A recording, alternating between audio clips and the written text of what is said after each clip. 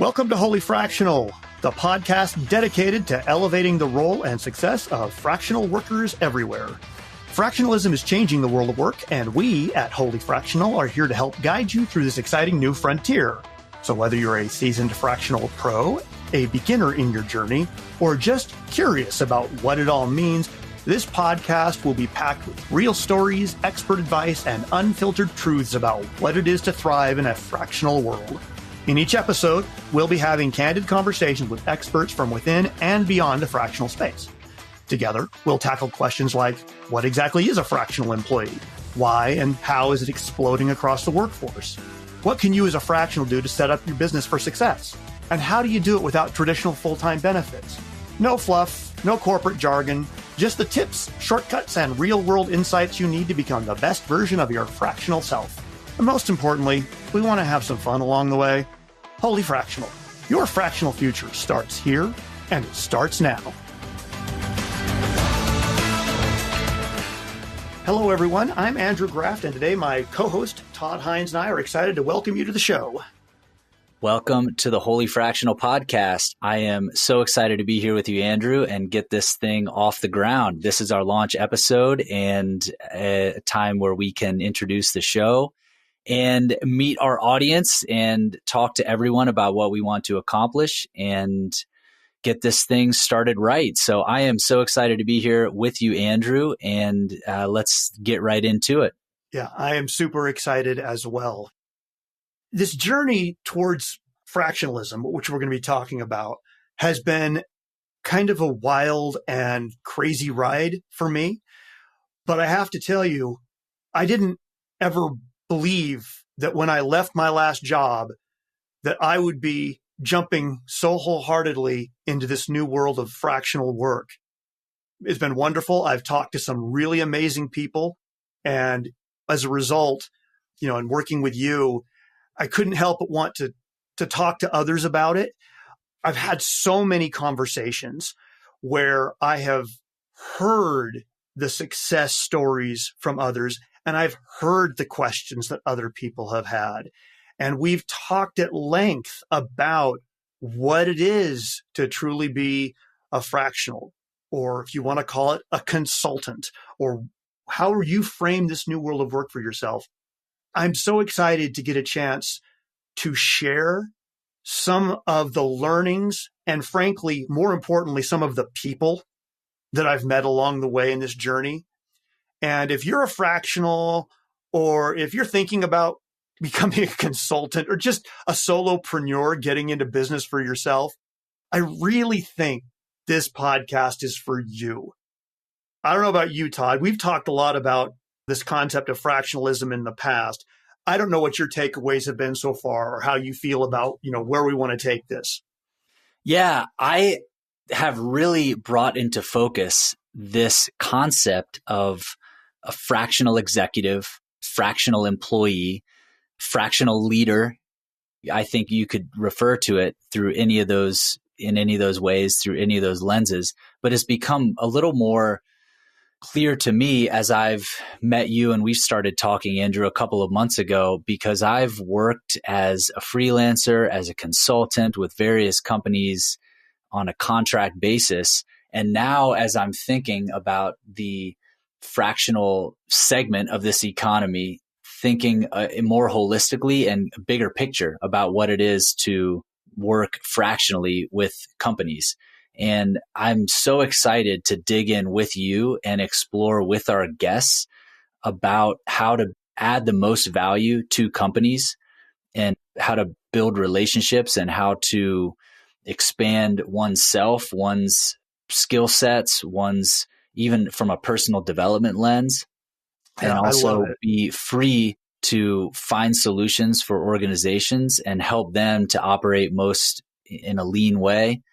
So discovering a lot with you is what I'll say, and excited to have these conversations with other fractionals and see what we can uncover, see what emerges, and really learn together. So I am very excited. Yeah. Amen, my friend.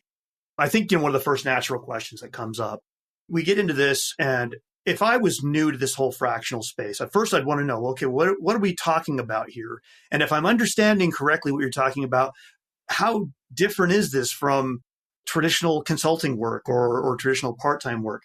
And here's been my take on it. So what exactly is this fractional idea? In the past, we've had consultants and we've had part-time workers. And is it just a fancy word for that kind of part-time work? And my opinion is the answer is kind of. I mean, I like the term fractional because of how it frames itself differently from a traditional consultant or part-time worker. A consultant is someone that you bring on as a company temporarily to help you solve a particular problem. And it's usually very fixed in its time frame. Not always, but typically it's fixed. And the role of that consultant within the organization is relatively limited in scope. Maybe you're working with a couple of different individuals within some portion of the organization.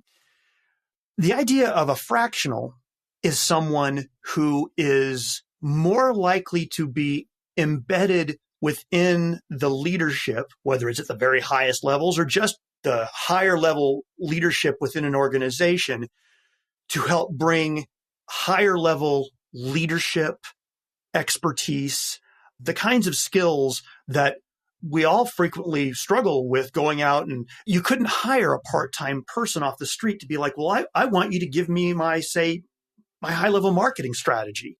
Well, that's typically not how that works. Instead, what you get are highly skilled professionals, people who have typically more frequently had many years of experience in their background.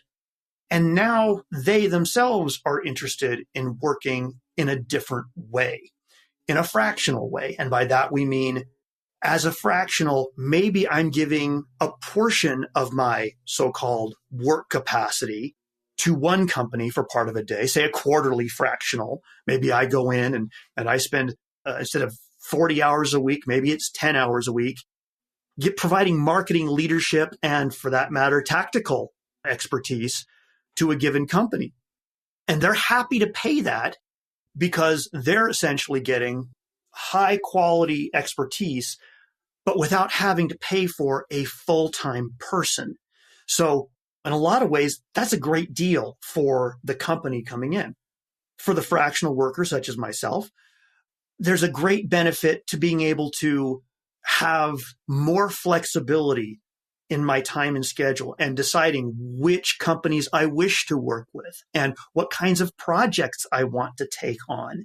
And it really opens up opportunities for me to kind of live my life as a solopreneur and having more ownership over my own destiny. Does that make sense, Todd? I mean, I know I've talked to you a lot about this, and I can go on and on and on like I do. What's been your take on these conversations that we've had about fractionalism?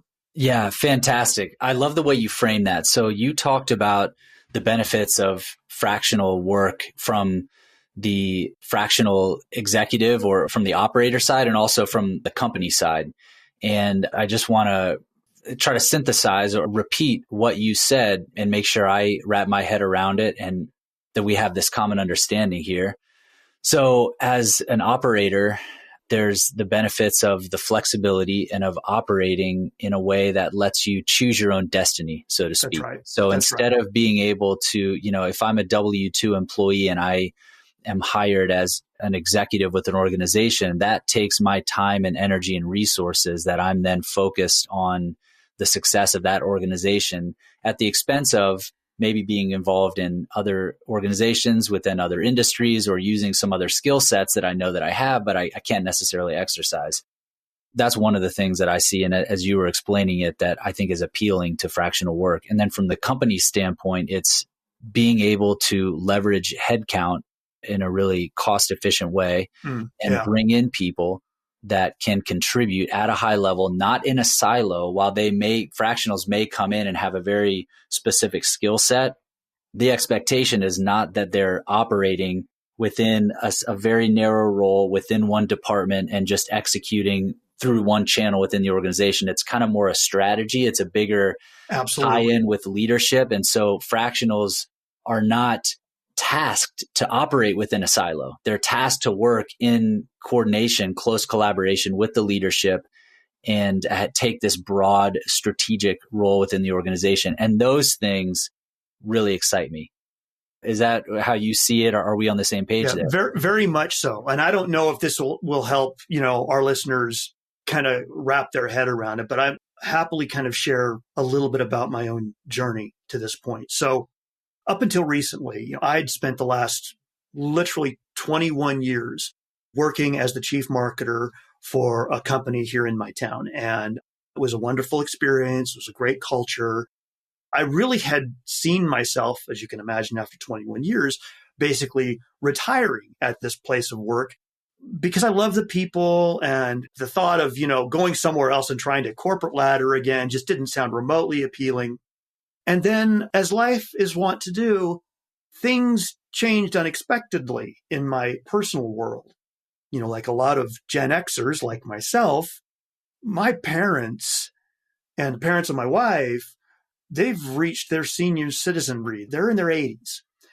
And I can only speak for myself, and hopefully everyone's super close with their families, but I'll just speak to my own experience.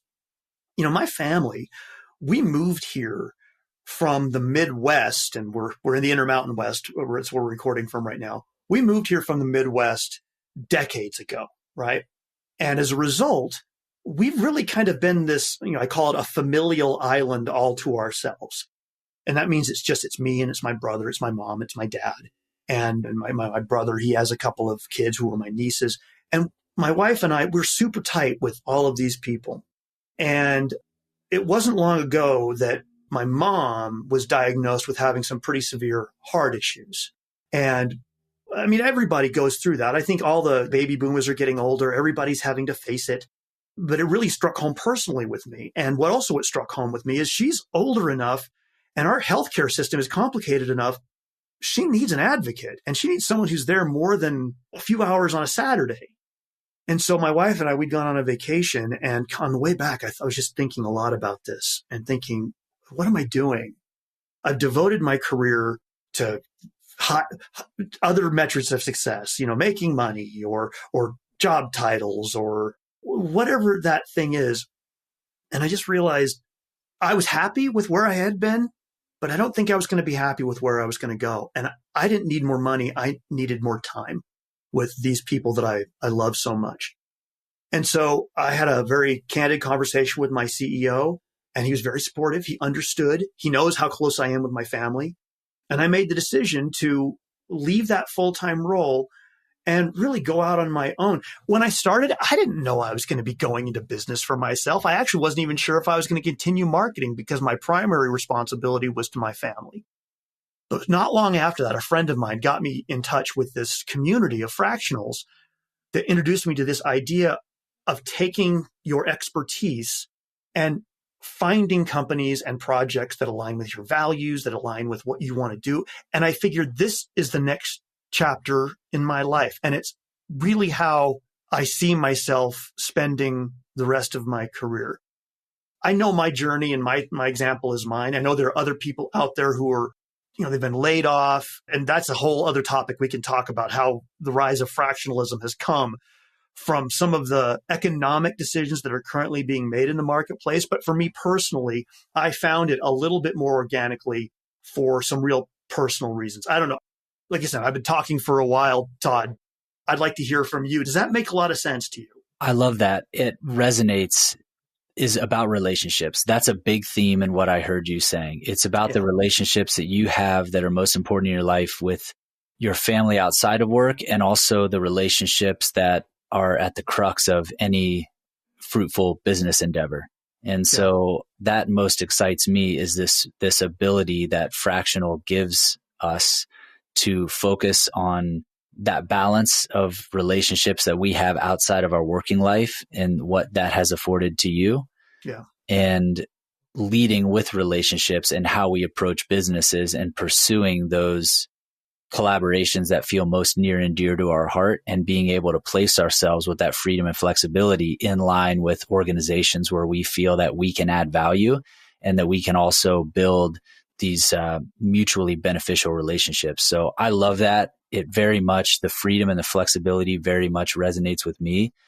And I think the social contracts that defined working relationships for many decades are starting to dissolve in a way where there's not the expectation for people to necessarily spend 30, 40 years with one organization and then be able to retire with the pension. And my father, for example, knowing that in his working life, the expectation was that it's for the long term, the long haul, and you stay loyal to the company. And then the company at the end of your long career takes care of you and you're set, situated, and settled. And I think in the big picture, a lot of that expectation and that kind of unspoken contract, we don't rely on those as much anymore. And so there's a lot of power and a lot of onus on the worker, contributor, employee, whatever you want to call it, to plot your own course and to make your own destiny. And I think that is liberating. It's also challenging. And when Andrew and I have spoken, it's our goal with this show to help empower and to help people to be able to learn as we are learning, and we're forging our way in this fractional work to make the most of this and to be empowered. So I'll leave it there. How does that sound? That's great. And it's by listening to talk. And I think it's important to reference, while we talk about fractionalism as this ideal of people, taking charge of their own destinies and all those great things, I can also tell you from my myriad conversations with others who are now pursuing this line of work, there are some people for whom this has been foisted upon them. You talk about the social contract, the changing nature of relationships between employees and their employers. And it has become stunningly, soberly clear about what is happening to a segment of our work economy. And let me explain what I mean. So I've been talking to some various founders who are looking, for example, at working with venture capital companies. And one of the things that's happening in rapid succession are these companies, this new ethos coming in and saying, we want to come in and have a company deliver high value fast so that we can turn around and potentially sell it for $100 million, $500 million, $1 billion. Well, I think that storyline is pretty well known amongst our economic culture. I think people know about that story, but there's a ramification that comes with that. And when new money is coming in and new investing money into a company is saying, well, how are we going to maximize value for the shareholders? They're very quickly looking at full-time employees and saying, I wonder if this is really the best way for me to continue to earn profits. And if you look deeper into it, it's probably not that much of a surprise. We, as full-time employees, we cost a lot of money, right? There are benefits that go into that. There's the full-time salary, whether you're productive in a given hour or whether you're not. Now, I don't want to talk about the values of whether this should be done or shouldn't be done. It's just a fact. What's happening is, as you've seen, in the tech space, all these layoffs where people in all kinds of roles, people who never thought that their jobs would be at risk, IT, product development, marketers like myself, what you're seeing is they're being laid off en masse. And why? Because the new world says, I can outsource that somewhere else. I can reduce not only my costs, but I can also reduce my risk as a full-time employer. If I need to, quote unquote, lay somebody off, I don't have to go through the traditional regulations for a full-time employee. I can simply cease a contract. And I have to say, I think that's understandably scary for a lot of people who felt like, well, wait a second, I don't want to be in business for myself. I don't want to have to go and peddle my wares to every new company and sign up 3 new clients to basically pay for the equivalent of my full-time salary. I don't blame them.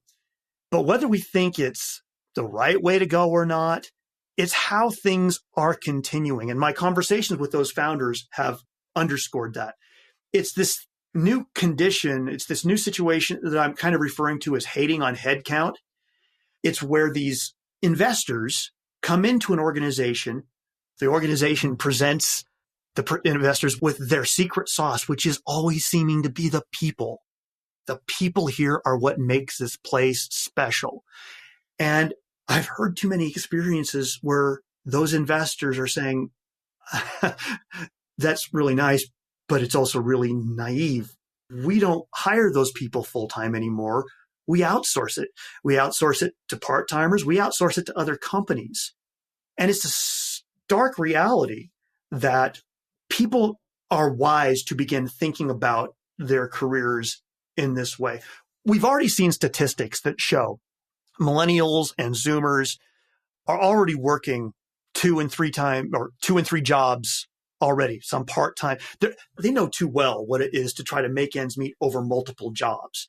And I think some of us who have spent long careers in full-time jobs, we've gotten pretty comfortable with the idea of one job to rule it all and one job equals security. And I think what we're finding, and we're going to find in years and decades to come, that this is a meaningful economic shift that, if not you and I, Todd, generations to come are going to have to be navigating. Whether we call it fractional, part-time, consulting, freelance, that's a new reality. And I feel like a lot of the listeners who are here, they're going through exactly that right now. I completely agree. I think that's so well put. And so what's becoming clear is that whether you have entered this world of fractional yet or not, whether it was by choice yet or brought upon you unexpectedly, there is a directional move toward the things that we'll talk about on this podcast. There are benefits to aligning yourself mentally and in the relationships you're building for a world in which this work will become more common. And so whether you find yourself right now as a fractional executive, or you are considering that in the future, or if you're happy in your full-time work as a W-2 employee, there are some things to learn about this world that will position you for what is probably going to be more common in the world ahead. Yeah, absolutely. And like I said, these conversations I've had have really revealed to me the need for an active dialogue around this space. And people, it's so new and it's so different. People are looking for answers to some, I don't want to call them simple questions, but some core questions. Things like, how do I build this business? How do I sell myself? What tools do I need to be able to secure new business, or literally just perform my job with tools that were provided to me by my previous employer? And so my own personal goal with our podcast, and very much, with the help of Todd's been amazing in seeing this vision, is to bring this information to people who need it. And I'm telling you, there are people out there who are slaying this. They're having great success at this, and they have figured out some of those secret elements. I can also tell you there's some who are understandably floundering. I didn't get into this to be a salesperson. I'm an IT tech, CTO, whatever. But I feel like, because I've heard from both sides, I feel like there's a lot of information that this wonderful community of fractionals is actually very willing to share. We just need a forum for people to be able to hear it. And I am so excited about the idea of sharing some of those positive solutions. It also includes people outside of the fractional space. I'll give you a good example. One of the big challenges I hear again and again from people who are now going their own, putting out their own shingle, is they're wondering about, for example, their benefits. I think one of the things that economically have kept people from, racing out and trying to go their own way is that those handcuffs of, but I need medical insurance. And the thought of paying for that myself on the expensive market is really scary. And I can't afford it. And I know too many people for whom this is exactly the story. They can't afford to leave their employer because of the benefits. And so how do we tackle that? I mean, it's this obstacle. It's this barrier to getting into this world. And fortunately, there are some really smart, really innovative people out there who are working on solutions to help fractionals, consultants, solopreneurs group together and start getting access to the same kinds of benefits that people get in their group plans through their employer. And this is the kind of resource that I know people are going to be drawn to because it's just so important. So whether it's success stories, whether it's funny stories of people's experiences with their part-time clients, I really hope we can make this something valuable. I'm going to leave it there. And I know we need to talk also about like, what is the format of this show? What can people expect going forward? Todd, I mean, you want to speak to what our publishing plans are? Yeah, absolutely. Just to echo what you were saying, the format, I think what the purpose of this show, everything comes back to wanting to provide a resource and wanting to connect people. And Andrew, I've seen in our work so far together, you as a natural connector. And so I think as bringing this community of people together and for our audience and for the guests that come onto this show, to connect people with each other and to connect people with ideas and other resources that can help in this endeavor of the fractional life is our main goal. And so we hope to create this forum and this format that can really help with that. And no doubt it will change and evolve over time. As we get started, we plan to do mostly an interview style podcast where we bring on guests once a week and we record one interview with our guests once a week. And sometimes Andrew and I as co-hosts will do solo episodes. Maybe we'll cover some things in the news or some things for us that are top of mind.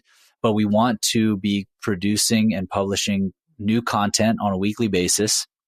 We'll start out in full audio format and hope to release some video soon and have for now a way to contact us, which we'll give later on at whollyfractional@gmail.com. And I bring that up now because we very much want to create this community.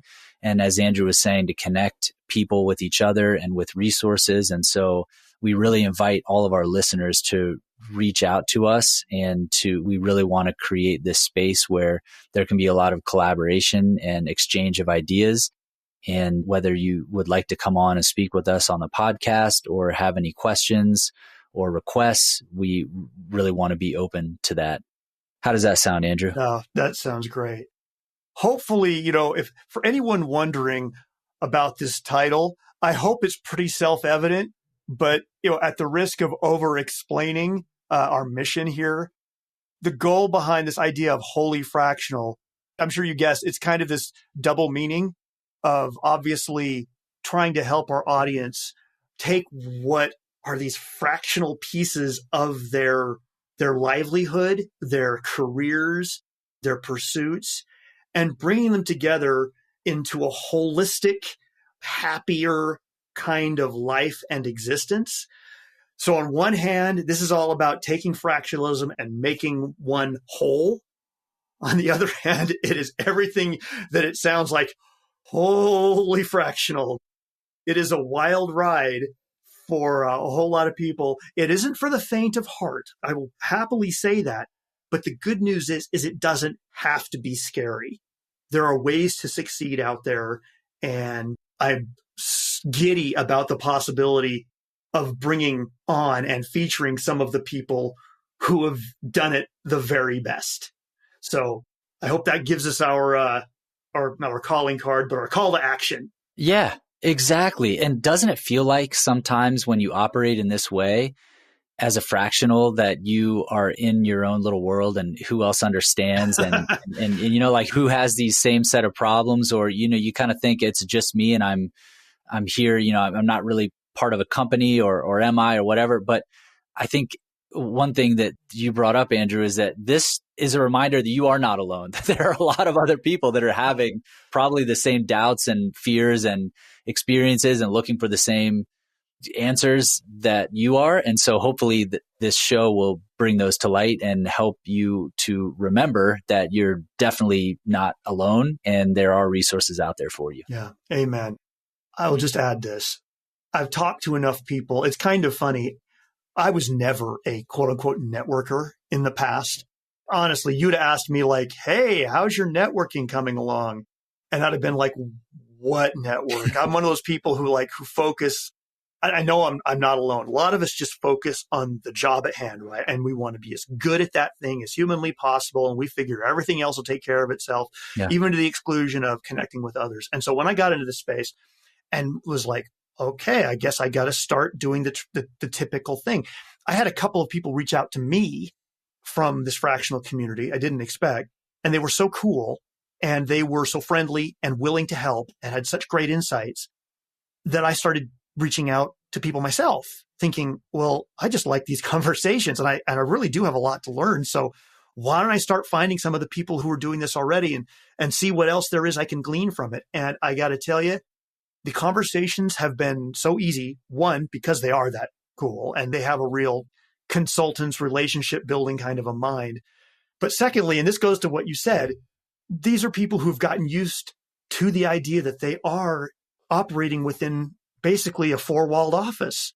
And we hunger for the connections with the others. That's the thing we miss out on when we're doing our own thing. We don't get a chance to work with other great people day to day, face to face.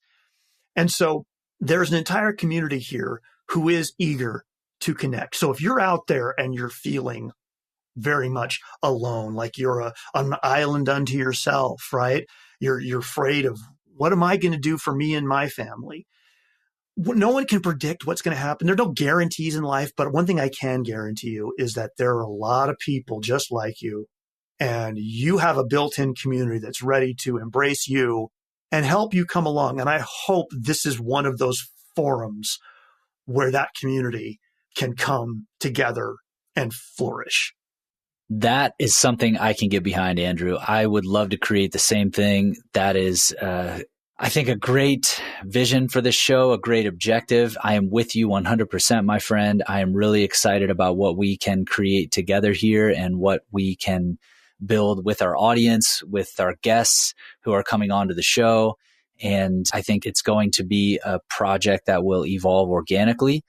And so as we set out with these objectives and these goals, they may change in 3 months, 6 months, depending on how we exactly, not big picture things that you're talking about, but how this show, how we find over time we can add the most value and work together and with other people to make something special here. Yeah. And I am so eager. I'm so excited to start introducing our audience to some of the people I've met. I'll just tease it that way. I'll just be like, I think you're going to love this. I know I did. So I don't know, maybe I'm biased, but I really think these are some cool people that we're going to have on the show. So I love that. Oh, I am so excited too. And you're right, Andrew. I could never have guessed that you are not a natural networker. You've taken to that pretty well. And I am so excited too. Andrew's told me a little bit about some of the people that he's spoken with who I have yet to meet and I will get to meet on the show. So we are going to start recording those guest interviews very quickly and getting those out as soon as possible. I cannot wait to start talking to these people and getting those perspectives. And I think as we wrap up this welcome episode, I hope this was a chance to get to know a little bit more about how we see fractional work right now and what Andrew and I are imagining presenting with this podcast. And we'd love input as you have it.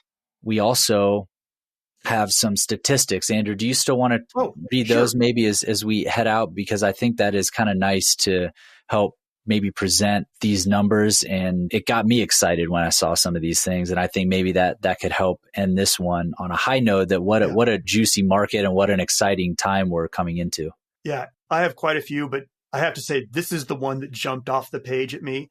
Our very own Bureau of Labor Statistics at the federal level, they have reported that fractional jobs, like we're talking about, the increase has skyrocketed 57% since 2020. And if you're thinking, wait, I'm not seeing that, it's happening across the board. It's just happening bit by bit at companies all over the place who are saying, maybe they're smaller and they're saying, I don't have the money to hire full-time work. So they're hiring consultants and fractionals and part-time people to help fit the bill. So if you're wondering if there's a marketplace out there for people who are willing to work part-time, I guarantee you, not only is it out there, it is growing like crazy.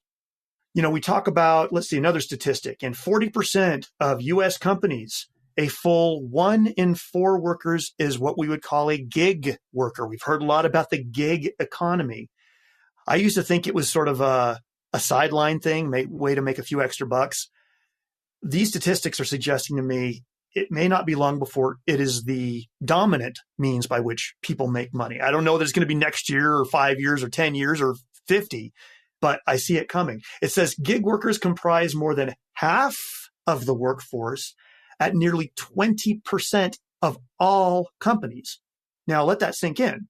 Keep in mind, that also includes very small companies, right? If you're wondering, I'm not seeing 20% of companies, think about a lot of small companies, 2 employees, 5 employees. They represent by far the largest collection of employer sizes that we have in our country. But that's where so much of that opportunity lies. People who wish they could afford that full-time expertise, but they can't get it otherwise, other than renting it at smaller levels. I bolded this one for myself because it was encouraging to me as I was going out. Almost 40% of managers at companies are currently say they feel like they are wildly understaffed. And if you're thinking, well, what is the connection there? Well, I think it speaks to the fact that you're seeing companies more willing to let employees go and let the remaining individuals try to pick up the slack. And it's causing a lot of, stress and pressure within the workplace. But what that means is if you're one of those people who are trying to find that next gig, companies all over the place are looking for someone who can help them solve their immediate problems, whether it's at probably not a 40-hour role, but 15 hours, 20 hours. Anyway, I could go through and on and on and on and on. Just know there's a full-on revolution taking place in work, and I think it's coming to a company near you very soon if it hasn't already. I love that. It is really helpful to have the numbers behind that. And I think that was a great way to wrap up as you and I were talking about some of the macro approaches and things that we've noticed in the market in our own experience to put numbers behind some of those trends. Yeah, it is really powerful and it's exciting to me. And I am so grateful to be part of this project and making this podcast and meeting. I'm already excited to meet some of these guests that we have lined up and people that we don't even know that we are going to be meeting here in the near future. I am incredibly excited. So I think that's all I have, Andrew. And I want to see if there's anything else you wanted to talk about. No, I think we've pass on. I think we've nailed it. All I can say is stay tuned for more. The only thing I can guarantee you for sure is some quality conversations around this topic. We're all in. I'm all in. The show is all in on the subject. And I really look forward to connecting with the audience, and whether it's on the show or in person going forward. Awesome. I am all in with you, Andrew. And for now, our email is the best way to get a hold of us, whollyfractional@gmail.com. That's WHOLLY fractional@gmail.com. So send us a note and we'd love to hear from you. And we can't wait for the next one. In the meantime, stay strong and stay fractional. I love it. All right, Andrew, we'll talk to you on the next one. Bye, everyone.